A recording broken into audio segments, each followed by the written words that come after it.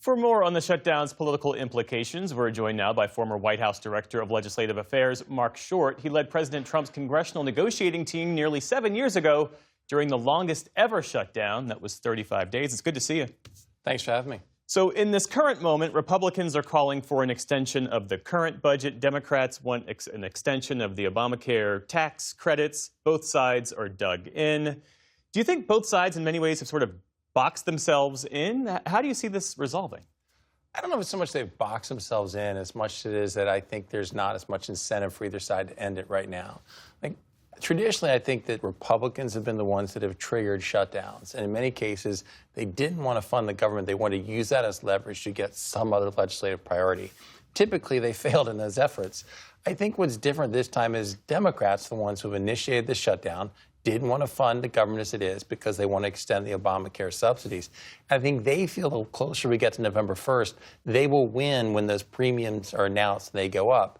And I think for Republicans, they feel like, why are we, going to be pushed into having to negotiate with ourselves when we've already passed a bill to fund the government and even funded at Biden levels? They're not cutting funding. They're actually keeping it at Biden levels. And so they don't have the incentive. And I'd say the third piece of this is, honestly, I think the White House sees the president traveling to Asia. They've seen him have a hostage deal in the Middle East, and he's dealing with international issues that kind of seem to be rising above the dysfunction of Congress. So they don't have much of an incentive either. Whereas in 2018, as you know, President Trump claimed credit for the shutdown, and so he pretty much had an onus to get it fixed. Whereas right now, I don't think that's the case. I heard you say on Meet the Press a few weeks ago you think Republicans will ultimately cave on this health care issue. Do you still think that's the case? And if so, why not cut that deal now?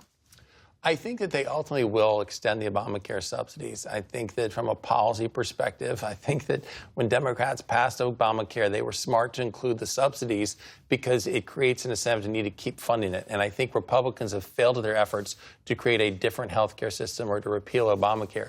I wish that they would come forward with more free market reforms rather than continuing to fund a program that is failing. Having said that, I just think that the dynamic in their district is they don't want to be blamed for people having premiums increase. And so there's enough Republicans that will cross over and support it. As far as why not do it now as part of the government shutdown, it's again, I think they feel like, why would it reward bad behavior on the Democrats? They're the ones that forced the shutdown. We agreed to fund the government. Almost every single Republican, except for one in the House and the Senate, voted for it. And every single Democrat, except for one in the House and one in the Senate, voted to oppose government funding. So they feel like, why should we bail Democrats out of this? This is their mess. Is that message landing, do you think, the Republican argument that even though they control every lever of power in Washington, that this is somehow a Democrat shutdown? I'm not sure. I'm not sure that either message is really landing. I think for a lot of Americans, they view it as kind of dysfunction of Congress at this point. I think they've become somewhat numb to these shutdowns. And I think it's kind of a pox on both houses. And as we were discussing off air, I think the president creates so many different news cycles every week that it's hard for them to drive as much attention to the government shutdown currently. And so I'm not sure that either message is really resonating currently. I think it's kind of a mix for most Americans. Yeah, let's talk more about that. I mean, what does it say in this moment that the shutdown is entering week 5? And unless people are directly affected by it, there seems to be this sense of indifference. I think there is a lot of indifference. Again, I think Americans have become kind of numb to having these shutdowns in the past. I feel like the pressure points will come around November 1st. There's multiple things happening at that point. One is the insurance premiums get announced for those on those plans. But second, there's SNAP funding. The food stamp program runs out of funding.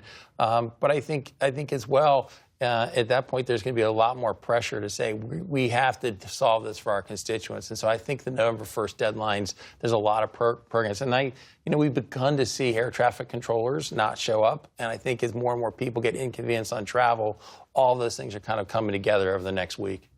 And that was a real issue back in 2018, 2019. That was the thing that ultimately forced the hands of lawmakers and the president to get in a room and to get the government funded, was the fact that you had air traffic controllers facing frustration. They were overworked. They were calling in sick.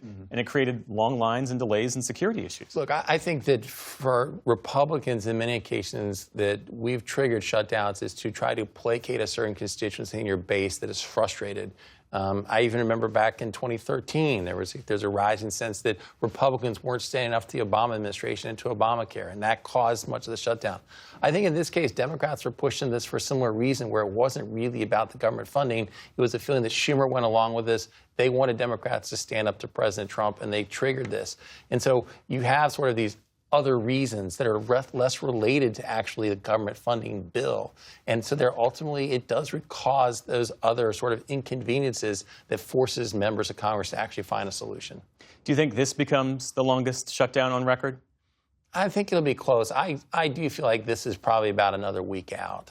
Again, I think there's so many things converging on November 1st that that's going to force action.